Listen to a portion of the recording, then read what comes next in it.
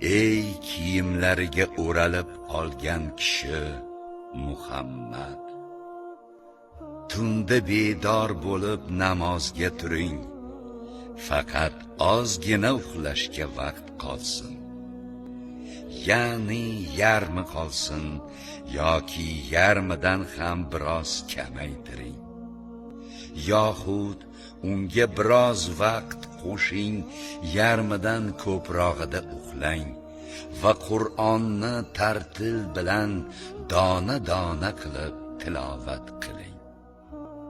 Zero biz sizga og'ir so'zni, Qur'onni tushirajakmiz.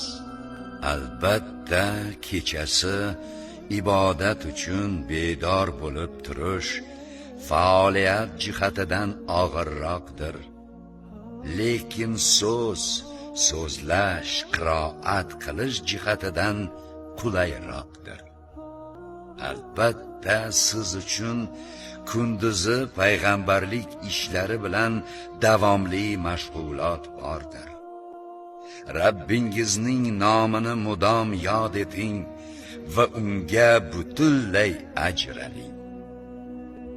U mashriq va mag'ribning parvardigoridir. Undan o'zga iloh yo'qdir. Bas unigina vakil, himoyachi qilib oling. Ular mushriklar aytayotgan so'zlarga, ozorlariga sabr qiling hamda ularni chiroyli tarzda tark eting.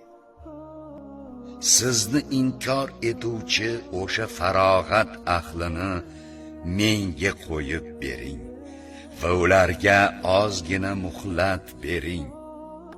Haqiqatan bizning huzurimizda kishanlar va do'zax bordir. Yana tomoqdan yaxshi o'tmaydigan yiring va qon kabi taom hamda alamli azob bordir. U kunda yer va tog'lar larzaga kelar va tog'lar to'zib ketuvchi qum tepalarga aylanib qolur.